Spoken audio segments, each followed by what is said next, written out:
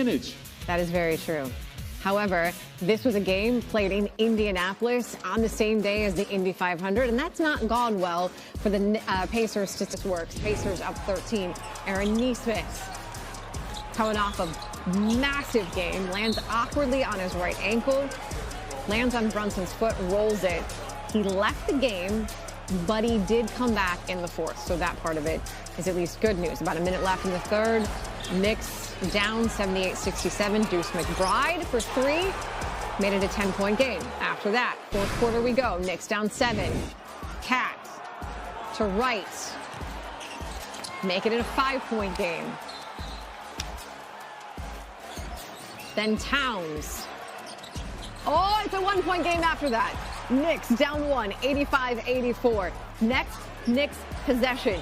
Man is at it again. Plus the foul. Knicks up 2 after the made free throw. Their first lead since it was 22-20. Towns gets to 20 points in the fourth. It was 94-90, under 4 minutes to play. Still a 4-point game. Tyrese Halliburton cuts it to 2. Then 2 minutes to play. Now tied at 98.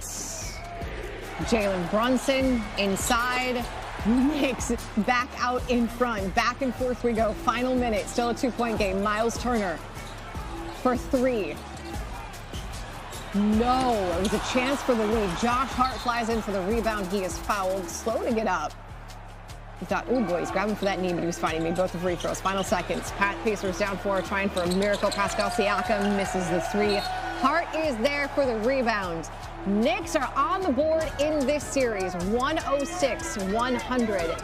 Katie George, after the game, no, not going to do that. We're going to do that in a second. The Knicks trailed by 20 points, the third time this postseason that they've overcome a deficit of 20 or more points to win. New York also did this in games 1 and 2 against the Celtics.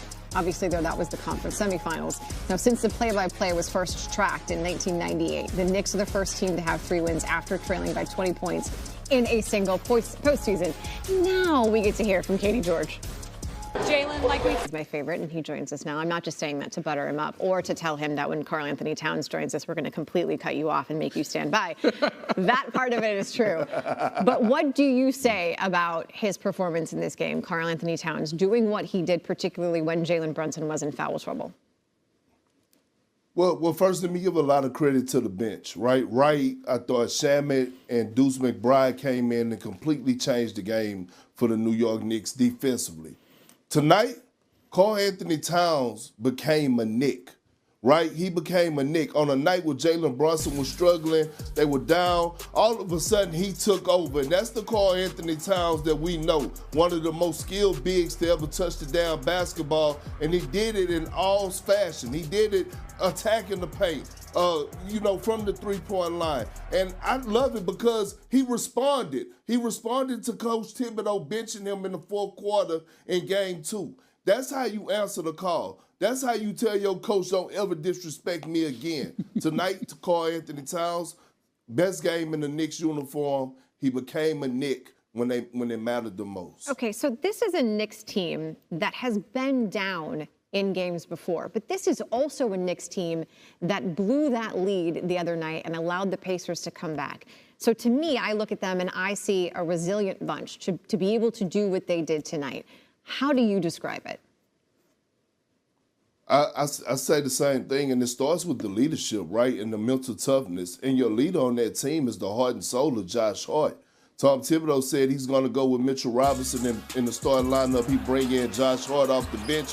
All of a sudden, Josh Hart comes in, and he's that spark. Don't look at the box score when you talk about Josh Hart and the energy that he brought tonight. And then all of a sudden, it was contagious. We saw OG Anunoby get involved. We saw Karl-Anthony Towns in the second half dominate. And then Jalen Brunson come in the stretch, hit a crucial floater in the paint. So that's just who they are, right? But I'm so happy.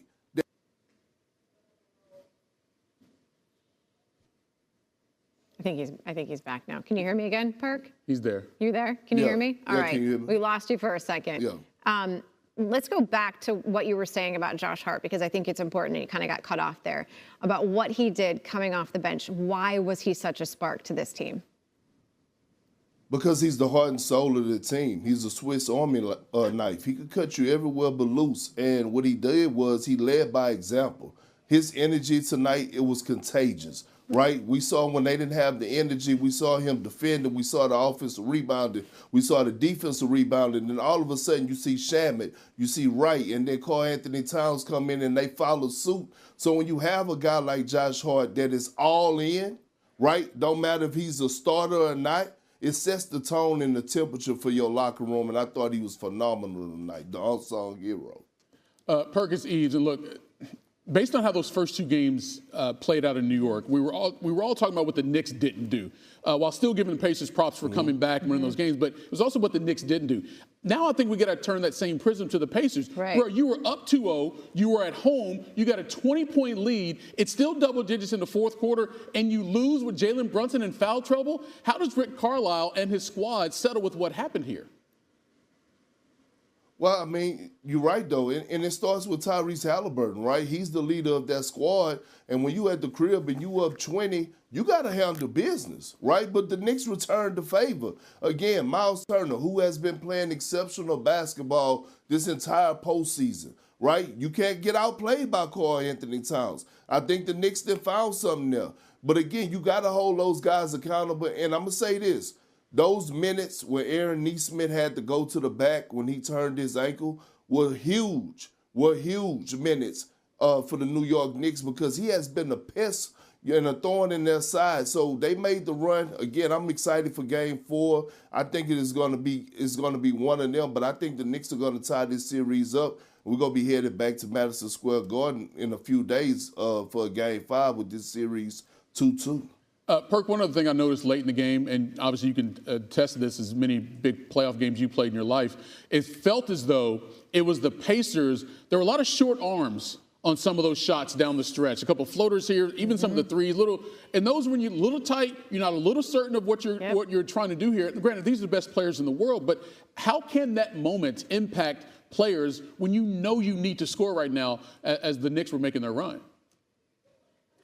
Well, I think it comes down to this, right? You look at your champion. Who is your champion on the Pacers? Pascal Siakam. He was the guy that went for 39 in Game 2. He's the guy that they look to for go-to buckets down the stretch. He wasn't there. The Knicks did an outstanding job on him tonight, all right? Like taking him away. We just saw the Knicks clicking on all cylinders. And again, when you're up by 20 and all of a sudden the team start to fight back and all of a sudden they take the lead and they come back, now the pressure is on you. See, the pressure has always been on the New York Knicks because they've been the ones with home court advantage or blown the leads in this series. But now all of a sudden the Pacers blew the lead, and we saw them start hitting the side of the backboard. Miles Turner, he shot a shot. I started ducking in the house. Thought it was gonna hit me.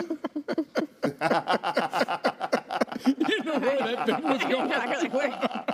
All right, so we're going to put you on pause for a second. Don't go anywhere. But new on SportsCenter, when you win, you get to speak first, and that's where the Knicks head coach is right now. Hey, Tom, I think you've talked before about it's not who starts, but how you finish, and I guess Josh, whole fourth quarter and the contribution he made down the stretch there.